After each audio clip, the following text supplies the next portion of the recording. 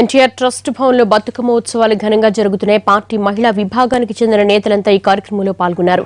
ఆడి పాడి సందడి చేశారు.